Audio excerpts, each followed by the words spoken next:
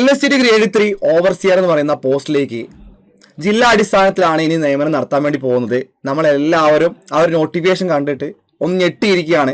ഇനി ഏത് ജില്ലയിലേക്ക് അപ്ലൈ ചെയ്യണം, എന്തൊക്കെയാണ് നമ്മൾ ശ്രദ്ധിക്കേണ്ടത് തുടങ്ങിയ ഒരുപാട് കൺഫ്യൂഷൻസ് ആണ് എല്ലാ ഉദ്യോഗാർത്ഥികളിലും ഇപ്പോൾ ഉണ്ടാവുക. അപ്പോൾ അത് ഒന്ന് ക്ലിയർ ചെയ്യാൻ വേണ്ടിയിട്ട് എന്തൊക്കെ കാര്യങ്ങൾ നിങ്ങൾ ശ്രദ്ധിക്കണം ഈ ഒരു പോസ്റ്റിലേക്ക് നിങ്ങൾ അപ്ലൈ ചെയ്യുമ്പോൾ എന്നതിനെക്കുറിച്ച് ഒന്ന് ക്ലിയർ ആക്കി തരാനാണ് ഞാനിപ്പോൾ നിങ്ങളുടെ മുന്നിലേക്ക് എത്തിയിട്ടുള്ളത്. അപ്പോൾ നമുക്ക് ആ ഒരു കണ്ടന്റിലേക്ക് ഒന്ന് പോയി നോക്കാം. നമുക്ക് ഈ പോസ്റ്റിന്റെ കാര്യം കൃത്യമായി അറിയാം. പഞ്ചായത്തുകളിലേക്ക് നമുക്കറിയാം, നമ്മുടെ ഗ്രാമപഞ്ചായത്തുകളിലേക്കൊക്കെ വരുന്ന LSTD ദാറ്റ് ഈസ് എഞ്ചിനീയറിംഗ് വിങ്ങിലേക്ക് വരുന്ന ഗ്രേഡ് 3 ഓവർസിയർ എന്ന് പറഞ്ഞ പോസ്റ്റാണ്. അപ്പോൾ ആ ഒരു പോസ്റ്റിലേക്ക് വരുമ്പോൾ നമ്മളിവിടെ ഒരുപാട് കാര്യങ്ങൾ നമുക്കറിയാം. നോക്കി എല്ലാവരും തന്നെ നോക്കി ഇതിൽ ഒരുപാട് വേക്കൻസികൾ വരുന്ന അല്ലെങ്കിൽ ആ രീതിയിൽ തന്നെ ഒരുപാട് അഡ്വൈസുകൾ പോയിട്ടുണ്ടായിരുന്ന കഴിഞ്ഞ മുൻപ് നടന്നിട്ടുള്ള എല്ലാ എക്സാമുകൾക്കും ഒരുപാട് അഡ്വൈസുകൾ പോയിട്ടുള്ള ഒരു പോസ്റ്റാണ്. അപ്പോൾ അതിന്റെ ഏറ്റവും ഇമ്പോർട്ടൻ്റ് ആയി തന്നെ ശ്രദ്ധിച്ചുകൊണ്ട് തന്നെ നിങ്ങൾ എന്ത് ചെയ്യണം, അവിടെ അപ്ലൈ ചെയ്യേണ്ടതായിട്ടുണ്ട്. അപ്പോൾ അതിനുവേണ്ടി നിങ്ങൾ ഓർത്തിരിക്കണം, നിങ്ങൾ അവിടെ കൃത്യമായി ഓർത്ത് വെക്കേണ്ട കുറച്ച് കാര്യങ്ങളാണ് നമ്മൾ പറയുന്നത്. അതിൽ ഒന്നാമത്തെ പോയിന്റ്, ഏതൊരു പോസ്റ്റ് ആണെങ്കിലും നമുക്ക് ആ ഒരു പോസ്റ്റിലേക്ക് പ്രീവിയസിൽ നടന്നിട്ടുള്ള നിയമന നില അല്ലെങ്കിൽ നമുക്ക് എത്രത്തോളമാണ് നമുക്ക് അഡ്വൈസുകൾ പോയിട്ടുള്ളത് എന്നുള്ള കാര്യം നമുക്ക് കൃത്യമായിട്ടൊന്ന് അറിഞ്ഞു വെക്കേണ്ടതായിട്ടുള്ളത് വളരെ ഇമ്പോർട്ടൻ്റ് ആയിട്ടുള്ള കാര്യമാണ്. അപ്പൊ അങ്ങനെയാണെങ്കിൽ ഇതുവരെ നടന്നിട്ടുള്ളത് സ്റ്റേറ്റ് വൈഡ് ആയിട്ടുള്ള രീതിയിൽ തന്നെയാണ് റിക്രൂട്ട്മെന്റ് നടന്നിട്ടുള്ളത്. സ്റ്റേറ്റ് വൈഡ് നടന്നിട്ടുള്ള റിക്രൂട്ട്മെന്റിൽ കഴിഞ്ഞ തവണ നടന്നിട്ടുള്ള നമുക്ക് 2021 കാറ്റഗറി നമ്പറിൽ വന്നിട്ടുണ്ടായിരുന്ന ആ ഒരു പോസ്റ്റിലേക്ക് നമുക്ക് കൃത്യമായി മനസ്സിലാക്കാം. അവിടെ LSTD ഗ്രേഡ് 3 എന്ന് പറഞ്ഞ ഓവർസിയർ പോസ്റ്റിലേക്ക് നമുക്ക് ടോട്ടൽ അഡ്വൈസുകളുടെ എണ്ണം നിന്നത് 716 ആയിരുന്നു. ഓപ്പൺ കാറ്റഗറിയിൽ തന്നെ 882ാമത്തെ റാങ്ക് കിട്ടിയ ആൾക്ക് വരെ നമുക്ക് എന്ത് ചെയ്തിട്ടുണ്ടായിരുന്നു, അവിടെ ജോലിയിലേക്ക് പ്രവേശിക്കാനുള്ള അഡ്വൈസ് പോയിട്ടുണ്ടായിരുന്നു. നിങ്ങൾ ഇവിടുന്ന് മനസ്സിലാക്കി പോകേണ്ട ഒരു കാര്യം, വേക്കൻസികളും അഡ്വൈസുകളും രണ്ട് തന്നെയാണ്. അപ്പൊ ടോട്ടൽ അഡ്വൈസ് കിട്ടുക എന്ന് പറയുമ്പോൾ അവിടേക്ക് വരുന്ന NJDs ഒക്കെ കണക്കാക്കി തന്നെയാണ് വരുന്നുണ്ടായിരിക്കുക. അപ്പോൾ ടോട്ടൽ എത്ര വേക്കൻസി, ആ വേക്കൻസിക്ക് അനുസൃതമായിട്ട് എന്ത് ചെയ്യും, നമുക്ക് NJDs വന്നു കഴിഞ്ഞാൽ അത് വീണ്ടും അടുത്ത അഡ്വൈസിലേക്ക് മാറിപ്പോകും, നമുക്ക് അറിയുന്ന കാര്യമാണ്. അപ്പൊ അങ്ങനെ ഇത്രയും 716ഓളം അഡ്വൈസ് വന്നിട്ടുണ്ടായിരുന്ന 14 ജില്ലകളിൽ നിന്നും വരുന്ന വേക്കൻസികൾ അനുസരിച്ചിട്ടായിരുന്നു 716 വന്നത്. ചെറിയൊരു നമ്പർ അല്ല. നമുക്ക് സിവിൽ കഴിഞ്ഞ ആൾക്കാർക്ക് അടിപൊളിയായിട്ട് തന്നെ എത്രയും പെട്ടെന്ന് ജോലിയിൽ കയറാൻ പറ്റുന്ന രീതിയിലേക്ക് വരുന്ന ഒരു പോസ്റ്റ് ആണ്, മറക്കണ്ട. അപ്പൊ ഇവിടെ നമ്മളവിടെ കൃത്യമായി കാണിച്ചിട്ടുണ്ട്. ഡേറ്റ് ഓഫ് ലാസ്റ്റ് അഡ്വൈസ് പോയിട്ടുള്ളത് 18/9/2025 ആണ്. ലിസ്റ്റ് കാലാവധി തീർന്നിരിക്കുകയാണ്. 16/8/2022 ലിസ്റ്റ് വന്നിട്ടുണ്ടായിരുന്നത്. അത് കൃത്യമായി പറഞ്ഞു കഴിഞ്ഞാൽ നമുക്ക് 17/8/2025 ആ ലിസ്റ്റ് കഴിഞ്ഞിട്ടുണ്ട്. ആ ലിസ്റ്റ് തീർന്നിട്ട് നമുക്ക് ഇവിടെ അഡ്വൈസ് പോയതിന്റെ ഡൗട്ട് വേണ്ട. തൊട്ട് മുന്നേ അതിന് മുന്നേ ഒക്കെ വന്നിട്ടുള്ള വേക്കൻസികളിലേക്കാണ് ഈ അഡ്വൈസ് പോയിട്ടുള്ളത്, അതൊന്ന് അറിഞ്ഞിരിക്കുക. അപ്പോൾ ഇവിടെ ഓപ്പൺ കാറ്റഗറിയിലേക്ക് 882 റാങ്ക്, EWSലേക്ക് 1128 റാങ്ക്, ഈഴവ കാറ്റഗറിയിലേക്ക് 885. ഈ റിസർവേഷന്റെ കാര്യങ്ങൾ നമുക്ക് ഒന്നും കൂടെ പറയേണ്ടതായിട്ടുണ്ട്. അപ്പോൾ നിയമന നില ഇത്രയും കാര്യങ്ങളൊന്ന് അറിഞ്ഞിരിക്കുക. 716 അഡ്വൈസുകളാണ് നമുക്ക് ഇതുവരെ പോയിട്ടുള്ളത് സ്റ്റേറ്റ് വൈഡ് ലിസ്റ്റിൽ, അറിഞ്ഞു വെച്ചോളാം. അപ്പോൾ വലിയൊരു ഓപ്പർച്യൂണിറ്റി നമ്മുടെ മുന്നിലേക്ക് ഇപ്പോൾ എത്തിയിരിക്കുകയാണ്. അപ്പോൾ രണ്ടാമതായിട്ട് അപ്പോൾ ഈ നിയമനത്തിനെ കുറിച്ച് പറയുമ്പോൾ നമുക്ക് ഇനി അടുത്തതായിട്ട് അറിയേണ്ടത് ഇനി നടക്കാൻ വേണ്ടി പോകുന്ന ജില്ലാ അടിസ്ഥാനത്തിലെ എക്സാം ആണ്. ജില്ലാ അടിസ്ഥാനത്തിൽ എന്ന് പറയുമ്പോൾ അവിടെ ഒരുപാട് കാര്യങ്ങളുണ്ട്, ഒരുപാട് കാര്യങ്ങൾ നമ്മൾ ശ്രദ്ധിക്കേണ്ടതായിട്ടുണ്ട്. അപ്പോൾ നമുക്കറിയാം ടോട്ടൽ നമ്മളുടെ കേരളത്തിൽ വരുന്ന ഗ്രാമപഞ്ചായത്തുകളുടെ എണ്ണം 941 ആണ്. നമുക്ക് എല്ലാവർക്കും അറിയാം. ഇത്തവണ നോക്കിയാൽ ഇപ്പോൾ ഇലക്ഷൻ കഴിഞ്ഞിട്ട് നിൽക്കുന്നുള്ളൂ. അപ്പൊ അതുകൊണ്ട് ആ നമ്പറൊക്കെ എല്ലാവർക്കും അറിയുന്നുണ്ടാവും അല്ലെ, നമ്മുടെ ആ ഇലക്ഷൻ റിസൾട്ട് വന്ന സമയത്ത് എല്ലാവരും അതൊക്കെ നോക്കിയിട്ടുണ്ടാകും. അങ്ങനെയാണെങ്കിൽ ഇവിടെ നോക്കി നമ്മുടെ LSTD ഡിപ്പാർട്ട്മെന്റ് സൈറ്റിൽ തന്നെ കിട്ടിയിട്ടുള്ള ഒരു കാര്യമാണ് നിങ്ങൾ മുന്നിലേക്ക് കാണിച്ചിട്ടുള്ളത്. അപ്പൊ ഇവിടെ നോക്കിക്കഴിഞ്ഞാൽ ഓരോ ജില്ലകളിലും അവിടെ എഞ്ചിനീയറിംഗ് സെക്ഷൻസിലുള്ള ആൾക്കാരുടെ സാങ്ഷൻ സ്ട്രെങ്ത് ആണ് നമ്മൾ മുന്നിലേക്ക് ഇപ്പോൾ കാണുന്നത്. അപ്പൊ LSTD സെക്ഷനിലെ എഞ്ചിനീയറിംഗ് സെക്ഷൻസ് നമ്മൾ നോക്കിക്കഴിഞ്ഞാൽ LSTD സെക്ഷൻസ് ഉണ്ടായിരിക്കും, അതിന് സബ് ഡിവിഷൻസ് ഉണ്ടായിരിക്കും, ഡിവിഷൻ ഉണ്ടായിരിക്കും, സർക്കിൾ ഉണ്ടായിരിക്കും, അതുപോലെ തന്നെ ദാറ്റ് ഈസ് നോക്കിയേ ഈ പറഞ്ഞ CE ഓഫീസ് എന്ന് പറയുന്ന രീതിയിലൊക്കെ ഇവിടെ എന്തുണ്ടാകും, എഞ്ചിനീയറിംഗ് വിങ് അവിടെ ഉണ്ട്. അപ്പൊ ഇവിടെ നമുക്ക് LSTD ഗ്രേഡ് 3 ആണ് ഇപ്പോൾ അറിയേണ്ടത്. ഗ്രേഡ് 3 പോസ്റ്റിലേക്ക് വരുന്ന ടോട്ടൽ സാങ്ഷൻ സ്ട്രെങ്ത് ഓരോ ജില്ലകൾ അടിസ്ഥാനപ്പെടുത്തി എത്ര ഉണ്ട് എന്നുള്ളതാണ് ഇവിടെ പറയാൻ വേണ്ടി പോകുന്നത്. നിങ്ങൾ ശ്രദ്ധിച്ചോളാം. തിരുവനന്തപുരത്ത് നമുക്ക് തേർഡ് ഗ്രേഡ് ഓവർസിയറുടെ എണ്ണം 75 ആണ്. അത് കൊല്ലത്തിലേക്ക് വരുമ്പോൾ 66 ആകും. പത്തനംതിട്ടയിലേക്ക് എത്തുമ്പോൾ 53 ആയി. ആലപ്പുഴ 72, കോട്ടയം 74, ഇടുക്കി ആകുമ്പോൾ 52, എറണാകുളത്ത് 86, 91, തൃശ്ശൂർ, പാലക്കാട് 90, മലപ്പുറത്ത് ശ്രദ്ധിക്കുക 99, ദെൻ നോക്കിയ കോഴിക്കോട് വന്നാൽ 73, 25 വയനാട് ഉള്ളത്, 81 കണ്ണൂരും, 39 എണ്ണം നമുക്ക് കാസർഗോഡ് പാടാണ്. അങ്ങനെ ടോട്ടൽ നമുക്ക് 976 എണ്ണമാണ് ഗ്രേഡ് 3 ഓവർസിയറിന്റെ സാങ്ഷൻ സ്ട്രെങ്ത് ഉള്ളത്. അപ്പൊ ഇത്രയും സ്ട്രെങ്ത് ഉള്ള വലിയൊരു വിങ് തന്നെയാണ് നമ്മളുടെ എഞ്ചിനീയറിംഗ് സെക്ഷൻ LSC ഡിപ്പാർട്ട്മെന്റ് ഉള്ളത് എന്നുള്ള കാര്യം ആദ്യം തന്നെ അറിഞ്ഞു വെക്കുക. അപ്പോൾ ഇവിടെ നിന്ന് നിങ്ങൾക്ക് ഏകദേശം ഒരു ഐഡിയ കിട്ടിയിട്ടുണ്ടാകും ഏത് ജില്ലകളിലേക്ക് അല്ലെങ്കിൽ ഏത് ജില്ലയിലേക്കായിരിക്കും കൂടുതൽ വേക്കൻസികൾ വരുന്നുണ്ടായിരിക്കും. നമുക്കറിയാം ഓൾറെഡി നമുക്ക് എല്ലാവർക്കും വളരെ ഗ്ലാമറസ് ആയിട്ടുള്ള ഒരു പോസ്റ്റായി കണക്കാക്കുന്ന അല്ലെങ്കിൽ ഒരുപാട് വേക്കൻസികൾ അല്ലെങ്കിൽ ഒരുപാട് രീതിയിൽ തന്നെ നിയമനം നടക്കുന്ന LD ക്ലർക്ക്, വിവിധ ഡിപ്പാർട്ട്മെന്റിലേക്ക് നടക്കുന്ന LD ക്ലർക്ക്, LGS പോസ്റ്റുകളിലേക്ക് നടക്കുന്ന പോലെ തന്നെ അത്രയും കാര്യങ്ങൾ ചിന്തിച്ചുകൊണ്ട് തന്നെയാണ് നിങ്ങൾ ഇവിടെ എന്ത് ചെയ്യേണ്ടത്, കൃത്യമായി അപ്പോൾ നോക്കി ആ രീതിയിലേക്ക് അപ്ലൈ ചെയ്യേണ്ടത്. അപ്പൊ അപ്ലൈ ചെയ്യാനുള്ള ഡേറ്റ് വരുന്നുണ്ട്. അപ്പൊ അതിന് മുന്നേ നമ്മളിവിടെ അറിഞ്ഞിരിക്കേണ്ടത്, അവിടെ തിരുവനന്തപുരമാണ് നിങ്ങൾ സെലക്ട് ചെയ്യുന്നത് കരുതുക. അങ്ങനെ സെലക്ട് ചെയ്യുമ്പോൾ അവിടെ അറിഞ്ഞിരിക്കുക 75 ആൾക്കാരാണെങ്കിൽ 75 പോസ്റ്റാണ് അവിടെ സാങ്ഷൻ സ്ട്രെങ്ത് ഉള്ളത്. ഇനി ഏറ്റവും കുറവുള്ളത് നമുക്കറിയാം വയനാടാണ്, അത് 25 എണ്ണമാണുള്ളത്. അപ്പൊ 25 സാങ്ഷൻ സ്ട്രെങ്ത് മാത്രമേ അവിടെ നമുക്ക് നിലവിൽ ഇപ്പോൾ ഉള്ളൂ. അപ്പോൾ ഈ രീതിയിൽ ലിസ്റ്റ് മനസ്സിലാക്കി ഇത്രയും ആൾക്കാർ അല്ലെങ്കിൽ ഇത്രയും പോസ്റ്റുകൾ മാത്രമേ അവിടെ ഉള്ളൂ എന്നുള്ള കാര്യം മനസ്സിലാക്കിയിട്ട് വേണം നമ്മൾ അവിടേക്ക് അപ്ലൈ ചെയ്യാൻ. അവിടെ 25 അവിടെ വേക്കൻസി എന്നല്ല ഉദ്ദേശിക്കുന്നത്, അവിടുത്തെ സാങ്ഷൻ സ്ട്രെങ്ത് ആണ്. ഇനി ഇതിൽ എത്രത്തോളം അവിടെ വേക്കൻസി ഉണ്ട്, ആ വേക്കൻസി എത്രത്തോളം PSCയിലേക്ക് റിപ്പോർട്ടഡ് ആണ്, അത് ജില്ലാടിസ്ഥാനത്തിൽ റിപ്പോർട്ടഡ് ആയിട്ടുള്ളതാണോ എന്നുള്ളതൊക്കെ നമുക്ക് RTI മുഖേന മാത്രമേ അറിയാൻ സാധിക്കുള്ളൂ. ഒരു മാസ കാലയളവ് നമുക്ക് എന്തായാലും അതിനാവശ്യമായിട്ടുണ്ട്. അതിനുള്ളിൽ നമുക്ക് അതിന്റെ റിപ്പോർട്ടുകൾ കിട്ടും. ആ റിപ്പോർട്ടുകൾ നിങ്ങൾ മനസ്സിലാക്കിയതിനു ശേഷം മാത്രം, നിങ്ങളായി തന്നെ മനസ്സിലാക്കിയതിനു ശേഷം മാത്രം നിങ്ങൾ എന്ത് ചെയ്യുക, അവിടെ കൃത്യമായിട്ട് തന്നെ എന്ത് ചെയ്യുക, അപ്ലൈ ചെയ്യാൻ ശ്രദ്ധിക്കുക. അപ്പോൾ ഏകദേശം ഒരു നിയമനത്തിന്റെ കാര്യം നമുക്ക് മനസ്സിലാക്കാൻ പറ്റി. അടുത്തത്, നിങ്ങൾക്ക് കംഫർട്ട് ആയിട്ടുള്ള ജില്ല ഏതാണെന്നുള്ളത് നിങ്ങൾ തന്നെ സെലക്ട് ചെയ്യുക. അവിടെ ഒരുപാട് ക്രൈറ്റീരിയ നിങ്ങൾ ചിന്തിക്കേണ്ടതായിട്ടുണ്ടാകും. ക്രൈറ്റീരിയ എന്ന് പറയുമ്പോൾ നിങ്ങൾ ആലോചിക്കേണ്ട കാര്യം, ഏറ്റവും ബെസ്റ്റായിട്ട് ഓർത്തു വെക്കേണ്ട കാര്യം, ഈ പറഞ്ഞ എക്സാമിലേക്ക് നിങ്ങൾക്ക് അവിടെ അപ്പോയിന്റ്മെന്റ് കിട്ടി കഴിഞ്ഞാൽ, അപ്പോയിന്റ്മെന്റ് കിട്ടി നമുക്ക് കുറഞ്ഞ വർഷത്തേക്ക് എന്ത് ഉണ്ടാകും, അവിടെ തന്നെ നമുക്ക് നിൽക്കേണ്ടതായിട്ട് വരും. അപ്പോൾ നമുക്ക് ഹോം ആയിട്ട് വരുന്ന നമ്മുടെ ഹോം ഡിസ്ട്രിക്റ്റിലേക്ക് നമുക്ക് ട്രാൻസ്ഫർ കിട്ടാനായിട്ടൊക്കെ ഒരുപാട് കാലതാമസം ഉണ്ടായിരിക്കും.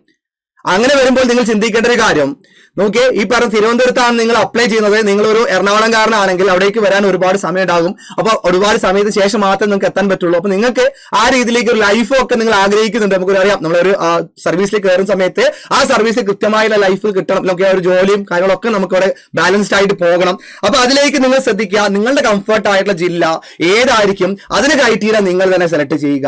എന്താണ് ഞാൻ നോക്കുന്നത്, എനിക്കൊരു ജോലി കിട്ടിയാൽ മതി, അവിടെ പ്രയോറിറ്റി എന്താണെന്ന കാര്യം നിങ്ങൾ ചിന്തിക്കുക. എനിക്കൊരു ജോലി കിട്ടിയാൽ മതി എന്നുണ്ടെങ്കിൽ ഏത് ഡിസ്ട്രിക്റ്റ് ആയാലും ഞാൻ ഓക്കെയാണ് വർക്ക് ചെയ്യാൻ എന്നുള്ള മൈൻഡ് ആണെങ്കിൽ അത് നിങ്ങൾ കൃത്യമായി മനസ്സിലാക്കിക്കൊണ്ട് നിങ്ങളായി തന്നെ നിങ്ങൾ എന്ത് ചെയ്യുക, അവിടെ ചൂസ് ചെയ്യുക. രണ്ടാമത്തെ പോയിന്റ്, അവിടെ വേറൊരു കാര്യം കൂടെ ഞാൻ പറയാം. ഇവിടെ നിങ്ങൾ അപ്ലൈ ചെയ്യുന്ന ജില്ല ഏതാണോ, അത് കാസർഗോഡ് ആയിക്കോട്ടെ, എറണാകുളംകാരൻ കാസർഗോഡ് അവിടെ അപ്ലൈ ചെയ്യുകയാണെങ്കിൽ നിങ്ങൾ എക്സാം എഴുതേണ്ടി വരിക അവിടെ കാസർഗോഡ് പോയിട്ട് തന്നെയാണ്. നിങ്ങൾക്ക് ഓൾറെഡി നിങ്ങൾ നോക്കിയപ്പോൾ കണ്ടിട്ടുണ്ടായിരിക്കും. അങ്ങനെയാണെങ്കിൽ ഒരു കാര്യം കൂടെ ഓർത്തു വെച്ചോളാം, എക്സാം നടക്കുന്ന സമയം ഇമ്പോർട്ടന്റ് ആണ്. കാരണം നമുക്ക് നടക്കുന്ന എക്സാമുകൾ ഒന്ന് ടെക്നിക്കൽ ക്വാളിഫിക്കേഷനുള്ള എക്സാം ആയതുകൊണ്ട് തന്നെ ഓർത്തു വെക്കേണ്ട ഒരു കാര്യം, അവിടെ ആ ഒരു എക്സാം രാവിലെ 7 മണിക്ക് നടക്കാറുണ്ട്, 10:30 നടക്കാറുണ്ട്, അതുപോലെ 1:30 മണിക്ക് നടക്കാറുണ്ട്. അപ്പോൾ ഈ രീതിയിലേക്ക് വരുമ്പോൾ നമുക്ക് വരുന്ന എക്സാമിന്റെ സമയം നമ്മൾ ശ്രദ്ധിക്കണം. ഏത് സമയത്താണ് നടക്കുന്നത്, 7 മണിക്കാണ് എക്സാം നടക്കുന്നതെങ്കിൽ ഉറപ്പായിട്ടും അത് ഡിസ്ട്രിക്റ്റിലേക്ക് പോകുന്ന സമയത്ത് നമുക്ക് അവിടെ എത്തിപ്പെടാന്ന് പറയുന്നത് അത് നിങ്ങൾ കൃത്യമായി മനസ്സിലാക്കി തന്നെ നിങ്ങൾ എന്ത് ചെയ്യുക, പ്ലാൻ ചെയ്തോളാം. അപ്പോൾ ആ രീതിയിൽ ആ കാര്യങ്ങൾ മനസ്സിലാക്കി ഏത് കംഫർട്ട് ആയിട്ടുള്ള ജില്ലയാണോ എനിക്ക് വേണ്ടത് അത് നിങ്ങൾ മനസ്സിലാക്കി അവിടെ മൈൻഡിൽ സെറ്റ് ചെയ്തോളാം. കുറച്ച് ജില്ലകൾ ഓപ്റ്റ് ചെയ്ത് വെക്കുക. അതിനുശേഷം നിങ്ങൾ നോക്കേണ്ടത് ഏറ്റവും ഇമ്പോർട്ടന്റ് ആയിട്ട് കാര്യം, നിങ്ങൾക്ക് കിട്ടാൻ പോകുന്ന സാലറി എത്രയാണ് എന്നുള്ളതാണ്. ഏതൊരു എക്സാം ആണെങ്കിലും ഏതൊരു പോസ്റ്റ് ആണെങ്കിലും നമുക്ക് കിട്ടാൻ പോകുന്ന സാലറി അവിടെ വളരെ വലിയൊരു ഇമ്പോർട്ടന്റ് ആയിട്ടുള്ള ഒരു ഫാക്ടർ തന്നെയാണ്. അങ്ങനെയാണെങ്കിൽ ആലോചിക്കുക, നമുക്കറിയാം ഇപ്പോൾ നിലവിലുള്ള ബേസിക് പേ എന്ന് പറയുന്നത് 26,500 രൂപയാണ്. നമുക്ക് എല്ലാവർക്കും അറിയാം. ഓക്കെ ആണല്ലോ, ക്ലിയർ അല്ലേ? അപ്പോൾ ബേസിക് പേ ആണ് ഈ പറയുന്ന, നോക്കിയ ബേസിക് പേ ആണ് ഈ പറയുന്ന 26,500 എന്ന് പറയുന്നത്. അങ്ങനെയാണെങ്കിൽ നമുക്ക് കയ്യിലേക്ക് കിട്ടുന്ന ബൈ ഹാൻഡിൽ കിട്ടുന്ന സാലറിയുടെ ഒരു കാര്യം ഞാൻ ജസ്റ്റ് ഒന്ന് പറഞ്ഞു തുടങ്ങാം, നിങ്ങൾക്ക് അറിയേണ്ട.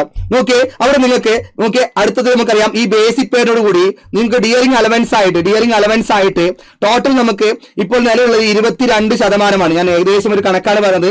22% എന്ന് പറയുമ്പോൾ 26,500 22% പറയുമ്പോൾ ഏകദേശം ഒരു 5,830 രൂപയോളം നമുക്ക് എന്ത് കിട്ടും, ഡി ആയിട്ട് നമുക്ക് കിട്ടും. അതിന്റെ കൂടെ തന്നെ നിങ്ങൾക്ക് അടുത്തത് ഹൗസ് റെന്റ് അലവൻസ് ആയിട്ട് HR എന്ന് പറയുന്നതിലേക്ക് ഔട്ട്സൈഡ് അലവൻസ് നമുക്ക് 4 ഡിവിഷൻസ് ആണുള്ളത്. 4% ഗ്രൂപ്പ് ഡി എന്ന് പറയുന്ന പോസ്റ്റ് നോക്കിയ രീതിയിലേക്കും അതുപോലെ ഗ്രൂപ്പ് എയിലേക്ക് എത്തുമ്പോൾ 10% വരിക. 10% എന്ന് പറയുമ്പോൾ നമുക്കറിയാം കോർപ്പറേഷനിലേക്കാണ് നിങ്ങൾ വർക്ക് ചെയ്യുന്നെങ്കിൽ അവർ എന്ത് ചെയ്യും, കോർപ്പറേഷൻ വിങ്ങിലാണെങ്കിൽ കോർപ്പറേഷൻ ഭാഗത്താണ് നിങ്ങൾ വർക്ക് ചെയ്യുന്നെങ്കിൽ അവർ നിങ്ങൾക്ക് 10% ആയിരിക്കും HR കിട്ടുക. ഇനി ഗ്രാമപഞ്ചായത്തിലാണ് വർക്ക് ചെയ്യുന്നതെങ്കിൽ ഗ്രാമപഞ്ചായത്തിന്റെ കീഴിൽ വരുന്ന ഓഫീസിലാണ് നിങ്ങൾ വർക്ക് ചെയ്യുന്നത്, അവിടെ 4% കിട്ടുക. ആ 4% വെച്ച് ഞാൻ കണക്കാക്കിയിട്ട് നിങ്ങൾക്ക് കിട്ടാൻ പോകുന്ന നോക്കി ആ ഒരു HR എന്നത് ഏകദേശം 1060 രൂപയാണെന്ന് കണക്കാക്കുന്നു. ദെൻ അവിടേക്ക് നിങ്ങൾക്ക് ഹിൽ ട്രാക്ക് അലവൻസ് ഉള്ള സ്ഥലങ്ങളിലാണ് നിങ്ങൾ വർക്ക് ചെയ്യുന്നതെങ്കിൽ, ഫോർ എക്സാമ്പിൾ വയനാട്, ഇടുക്കി പോലെയുള്ള പല സ്ഥലങ്ങളും ഉണ്ടായിരിക്കും. അവിടെ HTA എന്ന് പറയുന്ന രീതിയിൽ നിങ്ങൾക്ക് ഹിൽ ട്രാക്ക് അലവൻസ് ഉണ്ടായിരിക്കും. അതെന്ന് പറയുന്നത് 500 രൂപയാണ്. അങ്ങനെയാണെങ്കിൽ നമുക്ക് ഇവിടെ ടോട്ടലായിട്ട് നിങ്ങൾക്ക് ഗ്രോസ് ആയിട്ട് കിട്ടുന്ന സാലറി ഇതിനെല്ലാം കൂടെ സമ്മായിരിക്കും. അത് ഏകദേശം വരുന്നതായിരിക്കുക 33,890 രൂപയാണ്. അപ്പോൾ നിങ്ങൾക്ക് കിട്ടാൻ പോകുന്ന സാലറി നോക്കിയേ, നിങ്ങൾക്ക് കിട്ടാൻ പോകുന്ന സാലറി ഗ്രോസ് ആയിട്ട് കിട്ടാൻ പോകുന്ന സാലറി 33,890 രൂപയാണ്. ജോലിയിലേക്ക് കയറി കഴിയുമ്പോൾ കിട്ടുന്ന സാലറിയാണ് പറയുന്നത്. ദെൻ ഓരോ വർഷം കഴിയുമ്പോൾ ഇൻക്രിമെന്റ് കാര്യങ്ങളൊക്കെ വരുന്നുണ്ടായിരിക്കും. അപ്പൊ നിങ്ങളുടെ ഗ്രോസ് സാലറി ഈ 33,890 രൂപയാണ്. ഈ ഒരു എമൗണ്ട് കിട്ടിക്കൊണ്ട് നിങ്ങളുടെ കാര്യങ്ങളെല്ലാം നിങ്ങൾക്ക് ചെയ്യാൻ പറ്റുന്നുണ്ടോ ഇല്ലയോ എന്നുള്ളത് നിങ്ങളാണ് തീരുമാനിക്കേണ്ടത്. നമുക്ക് അവിടെ ജില്ല മാറി വരുന്ന സമയത്ത് അവിടെ നിങ്ങൾക്ക് താമസിക്കാനുള്ള ലിവിംഗ് എക്സ്പെൻസ് അവിടെ വരും. അവിടെ കൃത്യമായി നിങ്ങൾ ഒരു വീട് എടുക്കേണ്ടി വരും, അവിടെ റെന്റിന് വീട് എടുക്കേണ്ടി വരും. അങ്ങനെ വരുമ്പോൾ ആ എക്സ്പെൻസുകളെല്ലാം മീറ്റ് ചെയ്യാൻ പറ്റുന്നുണ്ടോ എന്നുള്ളത് നമ്മൾ നോക്കി നമ്മൾ സെലക്ട് ചെയ്യേണ്ടതായിട്ടുണ്ട്. അതിന്റെ കൂടെ നിങ്ങൾ ഒരു കാര്യം കൂടെ ഓർത്ത് വെച്ചോളാം. ഇവിടെ ഈ 33,890 നിങ്ങളെ കയ്യിലേക്ക് കിട്ടുന്ന എമൗണ്ട് അല്ല. അവിടെ നിങ്ങൾക്ക് ഇതിന് കൃത്യമായിട്ടുള്ള കട്ടിങ്സ് ഉണ്ടായിരിക്കും, അവിടെ ഡിഡക്ഷൻസ് വരുന്നതായിരിക്കും. ആ ഡിഡക്ഷൻസ് കൂടെ ഞാനൊന്ന് പെട്ടെന്ന് പറഞ്ഞു തരാം. നമുക്കവിടെ കൃത്യമായി എന്തുണ്ടാവില്ല നോക്കിയ PF-ലേക്ക് നമ്മൾ എന്ത് ചെയ്യണം, കൃത്യമായ ഒരു എമൗണ്ട് അടയ്ക്കേണ്ടതായിട്ടുണ്ട്. അത് മിനിമം ഒരു 6% ഉണ്ടായിരിക്കുക. അതെന്ന് പറയുന്നത് ഏകദേശം ഒരു 1,600 രൂപ വന്നു എന്ന് കരുതുക. അതേപോലെ തന്നെ നിങ്ങൾക്ക് ഇനി ദാറ്റ് മീൻസ് അവിടേക്ക് വരുന്ന NPS അല്ലേ, നോക്കിയേ NPS സിസ്റ്റമാണ്, നാഷണൽ പെൻഷൻ സിസ്റ്റത്തിലേക്ക് വരുന്ന സമയത്ത് അവർ നിങ്ങൾക്ക് എന്ത് വരും, നമ്മൾ ഈ പറയുന്ന ബേസിക് പേയുടെയും ഡിയറിംഗ് അലവൻസിന്റെയും കൂടെ സമ്മിന്റെ 10% ആ കണക്കാക്കുക. അതെന്ന് പറയുന്നത് ഏകദേശം ഒരു നമുക്ക് 32,330 വരികയാണെങ്കിൽ അതിന്റെ നമുക്ക് ഒരു 3,200 രൂപയോളം നിങ്ങൾക്ക് ഉണ്ടായിരിക്കും. അവിടെ കൃത്യമായിട്ടുള്ള കട്ടിംഗ് ഫോർ NPS ഉണ്ടായിരിക്കും. ഇനി അത് തന്നെ നിങ്ങൾക്ക് ഇനി നോക്കിയേ അവിടെ സ്റ്റേറ്റ് ലൈഫ് ഇൻഷുറൻസിലേക്ക് SLI എന്ന് പറയുന്നതിലേക്ക് കട്ടിംഗ് വരുന്നുണ്ടായിരിക്കുക 1000 രൂപയായിരിക്കും. അതിന്റെ കൂടെ തന്നെ ഗ്രൂപ്പ് ഇൻഷുറൻസ് ദാറ്റ് ഈസ് നോക്കിയേ GIS എന്ന് പറയുന്ന ഗ്രൂപ്പ് ഇൻഷുറൻസ് സ്കീമിലേക്ക് വരുന്ന സമയത്ത് അവിടെ ഒരു 400 രൂപയുടെ കട്ടിംഗ് ഉണ്ടായിരിക്കും. എല്ലാവർക്കും ഇൻഷുറൻസ് എന്നതിലേക്ക് ഹെൽത്ത് ഇൻഷുറൻസിന്റെ കേസിലേക്ക് വന്നിട്ടുള്ള മെഡിസെപ്പിലേക്ക് നിങ്ങൾ അമൗണ്ട് അടയ്ക്കേണ്ടതായിട്ടുണ്ടായിരിക്കും. മെഡിസെപ്പ് എമൗണ്ട് എന്ന് പറയുന്നത് ഇപ്പോഴത്തെ അവസ്ഥയിൽ 500 രൂപയാണ്. അത് ജനുവരിയിലേക്ക് ആകുമ്പോൾ 800 രൂപ ആകും എന്നൊക്കെ പറയുന്നുണ്ട്. അപ്പോൾ ഏകദേശം ഒരു കണക്ക് ഞാൻ പറഞ്ഞു മാത്രം. അപ്പൊ ഇത്രയും കട്ടിങ് പോയി കഴിയുമ്പോൾ നിങ്ങൾക്ക് ഏകദേശം ഇതിന്റെ ടോട്ടൽ വരുന്നുണ്ടാവുക 8,700 രൂപയാണ്.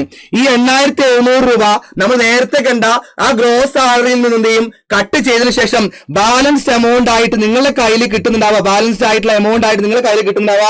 ബാലൻസ് എമൗണ്ട് ആയിട്ട് നിങ്ങളുടെ കയ്യിൽ കിട്ടുന്നുണ്ടാവുക. ടോട്ടൽ ആയിട്ട് വരുന്ന എമൗണ്ട് എന്ന് പറയുന്നത് ബാലൻസ് എമൗണ്ട് വരുന്നത് നിങ്ങൾക്ക് ടോട്ടൽ വരുന്നതായിരിക്കാം ഏകദേശം ഒരു ഓക്കെ ടോട്ടൽ ഈ പറഞ്ഞ എല്ലാ എമൗണ്ടുകളും കഴിഞ്ഞ് നമുക്ക് 25,190 രൂപയാണ് നിങ്ങളുടെ കയ്യിലേക്ക് നിങ്ങളുടെ അക്കൗണ്ടിലേക്ക് ക്രെഡിറ്റ് ആകുന്നുണ്ടാവുക ഓരോ മാസവും. കാര്യം ക്ലിയർ അല്ലേ? അപ്പൊ നിങ്ങളുടെ സാലറി വരുന്നത് 25,190 രൂപയായിരിക്കും ഏകദേശം നിങ്ങളുടെ കയ്യിലേക്ക് കിട്ടുക. ഈ പറയുന്ന ഈ എമൗണ്ട് വെച്ചിട്ടാണ് നിങ്ങൾ ബാക്കിയുള്ള കാര്യങ്ങളെല്ലാം നിങ്ങൾ ഇനി ചെയ്യേണ്ടതായിട്ടുള്ളത്. അങ്ങനെയാണെങ്കിൽ ഒരു കാര്യം കൂടെ ഞാൻ പറയുകയാണ്, അത് വലിയൊരു സന്തോഷമുള്ള ഒരു കാര്യം തന്നെയാണ്. ഈ പറയുന്ന രീതിയിലേക്ക് വരുന്ന ഈ ഒരു സാലറി നമുക്കിനി 2019 റിവിഷൻ നടന്നിട്ടുണ്ടായിരുന്നത്. അത് 2024 നടക്കേണ്ടതായിരുന്നു, പക്ഷെ നടന്നിട്ടില്ല.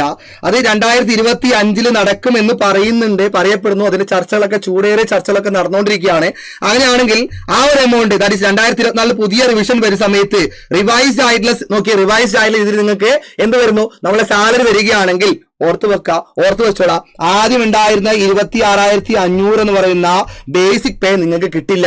അതിന് പകരം ഈ പറയുന്ന എമൗണ്ടിലേക്ക് 35% മിനിമം ആയിട്ട് ആ 35% വന്നത് എങ്ങനെയാണെന്ന് വെച്ചാല് 22% നിങ്ങളുടെ ഇപ്പോഴുള്ള DA ഇപ്പോൾ കിട്ടിക്കൊണ്ടിരിക്കുന്ന DA എന്ന് കരുതുക. അതിലേക്ക് ഒരു 13% കൂടെ വരാനുണ്ടായിരുന്നു. ആ 13 കൂടെ ആഡ് ചെയ്ത് ടോട്ടൽ ഒരു 35% നിങ്ങൾക്ക് എന്തുണ്ട് നിങ്ങളുടെ ബേസിക് പേയിലേക്ക് മിനിമം നിങ്ങൾക്ക് കിട്ടും. അത് ഏകദേശം നോക്കി ജനുവരിയിലേക്ക് വരുമ്പോൾ ചിലപ്പോൾ എന്ത് കിട്ടും, കുറച്ചും കൂടി DA കൂടിക്കഴിഞ്ഞാൽ ഒരു 38% വരാം. അപ്പൊ മിനിമം എന്തുണ്ടാവും, ഈ 35% നിങ്ങളുടെ ഇപ്പോഴുള്ള ബേസിക് പേയിലോട് കൂടെ വരും.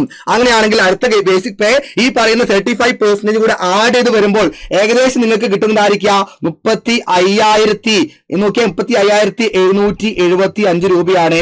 ഞാൻ അത് കറക്റ്റ് ചെയ്തുകൊണ്ട് ഏകദേശം ഒരു 35,800 രൂപ എന്ന് കണക്കാക്കുന്നു. 35,800 രൂപ നിങ്ങളുടെ ബേസിക് പേ ആയിട്ട് ഇനി മാറും. അങ്ങനെ മാറിക്കഴിയുമ്പോൾ അത് സമയമെടുക്കില്ല, ഒരുപാട് സമയമെടുക്കില്ല. നിങ്ങൾക്ക് ഈ പോസ്റ്റ് നിങ്ങൾ അപ്പോയിന്റ്മെന്റ് കിട്ടുമ്പോൾ നിങ്ങളുടെ സാലറി ഏകദേശം ഇത് തന്നെയായിരിക്കും. ഈ പറയുന്ന ബേസിക് പേയിലേക്ക് നിങ്ങൾ മാറും. 26,500 മാറി അത് 35,800 എത്തും. അങ്ങനെയാണെങ്കിൽ ആ 35,800 കൂടി ഡിഗ്രി അലവൻസ് ഉണ്ടായിരിക്കില്ല. അതിനോട് കൂടി എന്ത് ചെയ്യും, നിങ്ങൾ HRA കൂടും. ആ HRA 4% ഗ്രാമപഞ്ചായത്തിലേക്കും 10% മാക്സിമം കോർപ്പറേഷനിലേക്ക് കിട്ടും. അങ്ങനെ ഒരു സമയത്ത് അവിടെയും എമൗണ്ട് കൂടി, അങ്ങനെ ഓൾ ടോട്ടൽ കൂടി വരുന്ന സമയത്ത് നിങ്ങൾക്ക് അവിടെ എത്രയാണ് നിങ്ങൾ ടോട്ടൽ ഗ്രോസ് സാലറി വരുന്നത്, ആ ഗ്രോസ് സാലറി നമ്മൾ നേരത്തെ കണ്ടതുപോലെ തന്നെ ഡിഡക്ഷൻസ് കഴിഞ്ഞിട്ടായിരിക്കും എമൗണ്ട് ആയിരിക്കും നിങ്ങളുടെ കയ്യിലേക്ക് കിട്ടുന്നുണ്ടാവുക. അപ്പം ഇത്രയും സാലറിയാണ് ഇവിടെ കിട്ടുന്നുണ്ടാവുക. ഈ സാലറി വെച്ചിട്ടാണ് നമ്മളെ കാര്യങ്ങൾ നമ്മൾ ചെയ്യേണ്ടതായിട്ടുള്ള കാര്യം കൂടെ നിങ്ങൾ മനസ്സിലാക്കിക്കോളാം. അപ്പോൾ ഏത് ഡിസ്ട്രിക്റ്റിലേക്ക് നിങ്ങൾ അപ്ലൈ ചെയ്യണം എന്നുള്ള കാര്യം നിങ്ങൾക്ക് ഇവിടെ തീരുമാനിക്കാനുള്ള വലിയൊരു ഇമ്പോർട്ടന്റ് ആയിട്ടുള്ള ഫാക്ടർ ആയിട്ട് ഈ പറയുന്ന സാലറി മാറിക്കഴിയും. അത് ഓർത്ത് വെക്കുക. അതിനുശേഷം ഏറ്റവും ഇമ്പോർട്ടന്റ് ആയിട്ടുള്ള കാര്യമാണ് റിസർവേഷൻ കാറ്റഗറിയുള്ള ഒരാളാണോ ഞാൻ. അങ്ങനെയാണെങ്കിൽ ഞാൻ കുറച്ചും കൂടി ഒന്ന് ശ്രദ്ധിക്കേണ്ടതായിട്ടുണ്ട്. ആ ശ്രദ്ധ കൊടുക്കേണ്ടത് നമ്മൾ ഓൾറെഡി കണ്ടിട്ടുണ്ടായിരുന്നു. നമ്മൾ നിയമനിലയില് റിസർവ്ഡ് ആയിട്ടുള്ള കാറ്റഗറിക്ക് വന്ന ലാസ്റ്റ് വന്നിട്ടുള്ള നോക്കിയ പോസ്റ്റുകൾ നോക്കിയാ ഇവിടെ പറഞ്ഞു EWS ആകുമ്പോൾ 1128 വരെ പോയിട്ടുണ്ട്. അതുപോലെ നോക്കിയ ഈഴവ 885 വരെ പോയിട്ടുണ്ട്. അപ്പോൾ ഓരോ ജില്ലകളിലേക്കും അപ്ലൈ ചെയ്യുന്ന ആൾക്കാരെ നമുക്ക് ഈഴവക്കാരെ എവിടേക്കാണ് കൂടുതൽ അപ്ലൈ ചെയ്യാൻ പറ്റുന്നുണ്ടാവുക. അതുപോലെ തന്നെ നമുക്ക് ഏറ്റവും പറയാൻ എളുപ്പമുള്ള കാര്യം, നമുക്ക് മുസ്ലിം പോപ്പുലേഷൻ കൂടുതലുള്ളത് ഏറ്റവും കൂടുതൽ മലപ്പുറത്താണ്. അപ്പോൾ മലപ്പുറത്തായിരിക്കും കൂടുതൽ മുസ്ലിം കാറ്റഗറി മാത്രം ഞാൻ എടുത്ത് പറയുകയാണ്. അപ്പൊ അങ്ങനെയാണെങ്കിൽ അവരെന്ത് ചെയ്യും, അവിടെ കൃത്യമായി തന്നെ കൂടുതൽ ആൾക്കാർ അവിടേക്കാണ് അപ്ലൈ ചെയ്യുന്നുണ്ടാവുക. അപ്പോൾ നോക്കിയാൽ അത് കൃത്യമായി നിങ്ങൾ മാറ്റി ചെയ്യുകയാണെങ്കിൽ ഇത് ഒരുപാട് പെർമിറ്റേഷൻ കോമ്പിനേഷൻ ഒക്കെ വരുന്ന കാര്യമാണ്. അപ്പൊ അതെല്ലാം നിങ്ങളൊന്ന് ആലോചിച്ച് ഈ കാര്യങ്ങൾ മനസ്സിലാക്കിയിട്ട് മാത്രം നിങ്ങൾ അപ്ലൈ ചെയ്യുക. അതായത് മലപ്പുറത്തേക്ക് കൂടുതൽ മുസ്ലിംസുകൾ അല്ലെങ്കിൽ മുസ്ലിംസ് ആയിട്ടുള്ള കാറ്റഗറിയിൽ ആൾക്കാർ വന്നു കഴിഞ്ഞാൽ അവിടെ എന്ത് ചെയ്യും, അവിടെ ആ ഒരു കോമ്പറ്റീഷൻ ലെവൽ അവിടെ കൂടും. ഇല്ലാത്ത പക്ഷം നമുക്ക് ജോലി കിട്ടിയാൽ മതി എന്നുണ്ടെങ്കിൽ ഏകദേശം ഒരു കോട്ടയത്തേക്ക് പോയി കഴിഞ്ഞാൽ കോട്ടയത്ത് നമുക്കറിയാം അവിടെ കുറവാണ് എന്നുള്ളത്. അങ്ങനെയാണ് ആ ഒരു ഭാഗത്തേക്ക് നമ്മൾ അപ്ലൈ ചെയ്യുകയാണെങ്കിൽ എന്ത് ചെയ്യാൻ പറ്റും, അവിടെ കുറച്ചും കൂടെ ഈ റിസർവേഷൻ ആൾക്കാർക്ക് പറഞ്ഞ രീതിയിലേക്ക് കുറവ് കോമ്പറ്റീഷൻ ആണ് ഉണ്ടാവുക. ഇനി അത് നമ്മൾ SC ST വിഭാഗത്തിൽപ്പെട്ട ആൾക്കാരാണെങ്കിൽ അവിടെയും നിങ്ങൾക്ക് കിട്ടും. ദാറ്റ് ഈസ് നമുക്ക് വയനാട് ഇടുക്കി പോലെയുള്ള സ്ഥലങ്ങളിലാണ് കൂടുതലായിട്ട് ഈ പറയുന്ന രീതിയിൽ കാറ്റഗറി ആൾക്കാർ ഉണ്ടായിരിക്കുക. അപ്പൊ അങ്ങനെയുള്ള ആൾക്കാർ അവിടെ ഉള്ളതുകൊണ്ട് അവിടെ തന്നെ നിങ്ങൾ എന്ത് ചെയ്യും, അപ്ലൈ ചെയ്യാൻ സാധ്യത കൂടുതലാണ്. അതൊന്ന് മാറി ചെയ്ത് കഴിഞ്ഞാൽ അല്ലെങ്കിൽ ആ രീതിയിൽ പോപ്പുലേഷൻ കുറവുള്ള ആൾക്കാർ ആ ഒരു ഡിസ്ട്രിക്റ്റിലേക്ക് നിങ്ങൾ ചെയ്ത് കഴിഞ്ഞാൽ എല്ലാവരും ഇതുപോലെ ചിന്തിച്ചു കഴിഞ്ഞാൽ നമുക്ക് പറയാൻ പറ്റില്ല. എങ്കിൽ പോലും നമ്മൾ ഒന്നുകൂടെ ഒന്ന് ശ്രദ്ധിച്ചുകൊണ്ട് ചെയ്ത് കഴിഞ്ഞാൽ നമുക്ക് ആ റിസർവേഷൻ കൃത്യമായി നമുക്ക് യൂസ് ചെയ്യാൻ സാധിക്കും. ഓർത്ത് വെച്ചോളാം. ഓക്കെ അല്ലേ? അപ്പോൾ അതേപോലെ നമ്മളുടെ കൃത്യമായി റിസർവേഷൻ ഏത് കാറ്റഗറി ആണോ ആ കാറ്റഗറി അനുസരിച്ച് കൊണ്ട് എവിടെയാണ് വരാൻ സാധ്യത എന്നത് കണക്കാക്കിയിട്ട് നിങ്ങൾ എന്ത് ചെയ്യുക, അപ്ലൈ ചെയ്യാൻ ശ്രദ്ധിക്കുക. ദെൻ ഏറ്റവും ഇമ്പോർട്ടന്റ് ആയ കാര്യം ഏതൊരു എക്സാം ആണെങ്കിലും അതിന്റെ കോമ്പറ്റീഷൻ ലെവലാണ് നിങ്ങൾ ശ്രദ്ധിക്കേണ്ടത്. ഇപ്പോൾ നമുക്ക് എക്സാമുകൾക്ക് സിവിൽ എഞ്ചിനീയറിംഗ് നമുക്ക് എക്സാമുകൾക്ക് വരുന്ന ആൾക്കാരുടെ എണ്ണം അല്ലെങ്കിൽ അപ്ലൈ ചെയ്യുന്ന ആൾക്കാരുടെ എണ്ണം എന്ന് പറയുന്നത് ഏകദേശം ഒരു 25,000 എന്ന് പറയുന്ന നമ്പറിലാണ് ഉണ്ടാവാറുള്ളത് അല്ലെ. 25,000 നിങ്ങൾ ശ്രദ്ധിക്കുക. നമുക്ക് ടോട്ടൽ 14 ഡിസ്ട്രിക്റ്റ് ഉണ്ടായിരിക്കും. ഈ 14 ഡിസ്ട്രിക്റ്റിലേക്കും ഈക്വൽ ആയിട്ടാണ് ആൾക്കാർ അപ്ലൈ ചെയ്തതെന്ന് നിങ്ങൾ കരുതുക. അങ്ങനെയാണെങ്കിൽ ഓരോ ഡിസ്ട്രിക്റ്റിലേക്കും ഒരു 1,800 കൂടുതൽ ആൾക്കാർ അപ്ലൈ ചെയ്യുന്നുണ്ടാവില്ല. അപ്പോൾ ഈക്വൽ ആയിട്ടാണ് വരുന്നെങ്കിൽ നിങ്ങൾ അവിടെ മത്സരിക്കാൻ പോകുന്നത് 1,800 ആൾക്കാരോടാണ്. ഇനി അതല്ല, ഇൻ കേസ് നമ്മൾ എന്ത് ചെയ്തു, കൂടുതൽ വേക്കൻസി വരാൻ സാധ്യതയുള്ള തിരുവനന്തപുരമാണ് കരുതുക. ആ തിരുവനന്തപുരത്തേക്ക് നിങ്ങൾ അപ്ലൈ ചെയ്ത് കഴിഞ്ഞാൽ ഒരു 4,000 പേര് അപ്ലൈ ചെയ്ത് കഴിഞ്ഞാൽ ഇതിൽ ബാക്കിയുള്ള ആൾക്കാർ ദാറ്റ് മീൻസ് ഒരു 2,200 ആൾക്കാർ എന്തുണ്ടാകും അവിടേക്ക് കൂടുതലായിട്ട് പോയി. അങ്ങനെ ആ 2,200 ആൾക്കാർ എന്ത് ചെയ്യുന്നുണ്ടാകും, ബാക്കിയുള്ള 13 ഡിസ്ട്രിക്റ്റിലേക്കും കുറയും. അപ്പോൾ ഈ രീതിയില് കോമ്പറ്റീഷൻ ലെവൽ എന്ന് പറയുന്നത് അത്രയും കുറഞ്ഞുകൊണ്ടിരിക്കുകയാണ്. പക്ഷേ നമുക്ക് ജോലി കിട്ടാൻ സാധ്യത കൂടുതലുള്ളത് എവിടെയാണോ അവിടെ കൂടുതൽ കോമ്പറ്റീഷൻ വരാൻ സാധ്യത ഉണ്ടാകും എന്നുള്ള കാര്യം കൂടെ നിങ്ങൾ മനസ്സിലാക്കിക്കോളാം. അപ്പൊ ഈ പറഞ്ഞ ഈ 5 പോയിന്റുകൾ നമ്മൾ മൈൻഡിലേക്ക് എടുത്തുകൊണ്ട് മാത്രമേ നിങ്ങൾ എന്ത് ചെയ്യാൻ പാടുള്ളൂ, അപ്ലൈ ചെയ്യാൻ പാടുള്ളൂ. ചാടിക്കേറി ഏതെങ്കിലും ഒരു ഡിസ്ട്രിക്ട് കയറി അപ്ലൈ ചെയ്യാൻ നിൽക്കരുത്. ഈ പറഞ്ഞ രീതിയിൽ എല്ലാ കാര്യങ്ങളും ചിന്തിച്ചുകൊണ്ട് നിങ്ങൾ നന്നായി ചിന്തിച്ചുകൊണ്ട് എന്ത് ചെയ്യുക, അപ്ലൈ ചെയ്യാൻ ശ്രദ്ധിക്കുക. ഏറ്റവും ഇമ്പോർട്ടന്റ് ആയിട്ട് നോക്കേണ്ട കാര്യം നമ്മുടെ വേക്കൻസി ലിസ്റ്റുകൾ നിങ്ങളൊന്ന് RTI കൊടുത്തുകൊണ്ട് കിട്ടിക്കഴിഞ്ഞാൽ ആ RTI പ്രകാരം ഇനി വരാൻ പോകുന്ന 3 വർഷ കാലയളവ് നമുക്കറിയാം 2026 ഏകദേശം അവസാനത്തോടു കൂടിയാണ് ലിസ്റ്റ് വരുന്നെങ്കിൽ 2029 വരെ എന്തുണ്ടാകും, നമ്മൾ ലിസ്റ്റ് കാലാവധി ഉണ്ടാകും. ആ 2029 വരെ വരാൻ സാധ്യതയുള്ള പ്രതീക്ഷിത നമുക്ക് എത്ര വേക്കൻസികളാണ് ഉള്ളത് ആ വേക്കൻസികൾ നമ്മൾ എന്ത് ചെയ്യും അറിഞ്ഞുകൊണ്ട് വേണം നിങ്ങൾ അപ്ലൈ ചെയ്യാനായിട്ട്. ഇത്രയും കാര്യങ്ങൾ മനസ്സിലാക്കിയിട്ട് മാത്രം നിങ്ങൾ എന്ത് ചെയ്യുക, അപ്ലൈ ചെയ്യാൻ ശ്രദ്ധിക്കുക. ഓക്കെ, നമുക്ക് ജനുവരി 14 വരെയാണ് ലാസ്റ്റ് ഡേറ്റ് വന്നിട്ടുള്ളത്. ആ 14-നുള്ളിൽ അപ്ലൈ ചെയ്താൽ മതി. നേരത്തെ അപ്ലൈ ചെയ്ത് നമ്മൾ നോക്കി അവിടെ വേറെ രീതിയിലേക്ക് ആ സാധ്യതകൾ കണ്ട് നമ്മൾ അത് നോക്കി ബുദ്ധിമുട്ടാകാൻ പാടില്ല. നിങ്ങൾ അത് നന്നായി ചിന്തിച്ച് ഈ പറഞ്ഞ കണ്ടീഷൻസ് അല്ലെങ്കിൽ ആ പറഞ്ഞ കാര്യങ്ങളെല്ലാം നോക്കിക്കൊണ്ട് മാത്രം നിങ്ങൾ അപ്ലൈ ചെയ്യാൻ ശ്രദ്ധിക്കുക.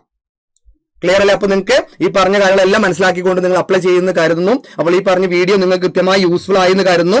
യെസ്, അങ്ങനെയാണെങ്കിൽ നമുക്ക് ഈ നമ്മൾ സൈലന്റ് ടെക്നിക്കൽ ഈ പറഞ്ഞ രീതിയിൽ നമുക്ക് എല്ലാ ടൈപ്പ് കോഴ്സുകൾക്കും എല്ലാ ടൈപ്പ് പോസ്റ്റുകളിലേക്കുള്ള കോച്ചിങ് നമുക്ക് ഇവിടെ അവൈലബിൾ ആണ്. നമുക്കറിയാം ഒരു AI ആകണം, ഒരു AI ലെവലിലേക്ക് പഠിച്ച് എത്തണം, അല്ലെങ്കിൽ ആ രീതിയിലേക്ക് നമുക്ക് ഒരു ജോലി കിട്ടണമെന്നുണ്ടെങ്കിൽ AI ടാർഗറ്റ് സിവിൽ നമുക്ക് 2.0 എന്ന് പറയുന്ന നമ്മളെ ഒരു പുതിയ ബാച്ച് നമ്മൾ എന്ത് ചെയ്യുന്നുണ്ട്, സ്റ്റാർട്ട് ചെയ്യുന്നുണ്ട്. ജനുവരി 5-നാണ് നമ്മൾ ഈ ബാച്ച് സ്റ്റാർട്ട് ചെയ്യുന്നുണ്ടാവുക. ഫീസ് വരുന്നത് കേരളത്തിൽ തന്നെ ഇത്രയും നമുക്ക് അഫോർഡബിൾ ആയിട്ടുള്ള പൈസയിൽ അത്രയും അടിപൊളി കണ്ടന്റുകൾ നിങ്ങൾക്ക് കിട്ടും എന്നുള്ളതാണ് സൈലന്റ് ടെക്നിക്കലിന്റെ ഏറ്റവും ഉറപ്പ്. അപ്പൊ 12,999 രൂപ മാത്രമാണ് ഇതിന് വരുന്ന ഫീസ് ഉള്ളത്.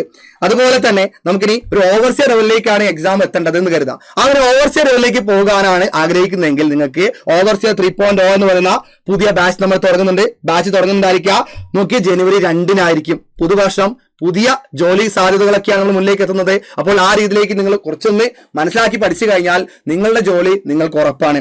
ഇനി അതുമല്ല, നിങ്ങൾക്ക് നമുക്കറിയാം ഏറ്റവും കൂടുതൽ സിവിൽ കഴിഞ്ഞവർക്കും മെക്കാനിക് കഴിഞ്ഞ ആൾക്കാർക്കും ജോലി സാധ്യത കൂടുതലുള്ള ഒരു പോസ്റ്റാണ് അല്ലെങ്കിൽ ഒരു ഡിപ്പാർട്ട്മെന്റ് ആണ് വാട്ടർ അതോറിറ്റി എന്നത്. ഓൾറെഡി ഗ്രേഡ് 3 പോസ്റ്റുകൾ നമുക്ക് അവിടെ എക്സാം കഴിഞ്ഞിരിക്കുകയാണ്. അതിന്റെ ലിസ്റ്റ് വരാൻ വേണ്ടി പോകുന്നു, അല്ലെങ്കിൽ ഷോർട്ട് ലിസ്റ്റ് വരുന്നു, അതിന്റെ റാങ്ക് ലിസ്റ്റ് വരുന്നു, അതെല്ലാം നടക്കും. പക്ഷെ അതിന്റെ പ്രൊമോഷൻ പോസ്റ്റായി വരുന്ന നമുക്കറിയാം ഗ്രേഡ് 2 എന്ന് പറയുന്ന പോസ്റ്റ് ഏകദേശം ഒരു 5 വർഷങ്ങളൊക്കെ കാത്തിരുന്നാൽ മാത്രമാണ്, അതായത് 5 വർഷം മിനിമം കാത്തിരുന്നാലാണ് നമുക്ക് എന്താ പറ്റുക ഗ്രേഡ് 3 നിന്ന് ഗ്രേഡ് 2-ലേക്ക് എത്താൻ പറ്റുക. ഡയറക്ട്ലി ഗ്രേഡ് 2-ൽ എത്താൻ പാകത്തിലേക്ക് ഓൾറെഡി ഗ്രേഡ് 3 പഠിച്ച ആൾക്കാർക്ക് ഒരു ചാൻസ് കൂടെ കിട്ടുകയാണ് ഗ്രേഡ് 2-ലേക്ക് എത്താൻ വേണ്ടിയിട്ട്. ആ നോക്കി ഗ്രേഡ് 2-ലേക്കുള്ള മെക്കാനിക്കൽ നമുക്കറിയാം, നമുക്ക് അവിടെ സിവിലും മെക്കാനിക്കലും ഒരുപോലെ ഉണ്ടായിരുന്ന ഒരു എക്സാം ആയിരുന്നു. അങ്ങനെ തന്നെ നമുക്ക് അടിപൊളിയായിട്ടുള്ള ഒരു കോഴ്സ് നമ്മൾ എന്ത് ചെയ്തിട്ടുണ്ടാകും, ലോഞ്ച് ചെയ്യുന്നുണ്ടായിരിക്കും. അതിന്റെ ഫീസ് എന്ന് കേരളത്തിലെ ഏറ്റവും കുറഞ്ഞ ഫീസ് തന്നെയാണ്, ഒരു സംശയമില്ല. അടിപൊളിയായിട്ടുള്ള കണ്ടന്റ് തന്നെയാണ് നിങ്ങളിലേക്ക് എത്തുന്നുണ്ടാവുക, അതിലൊരു സംശയം വേണ്ട.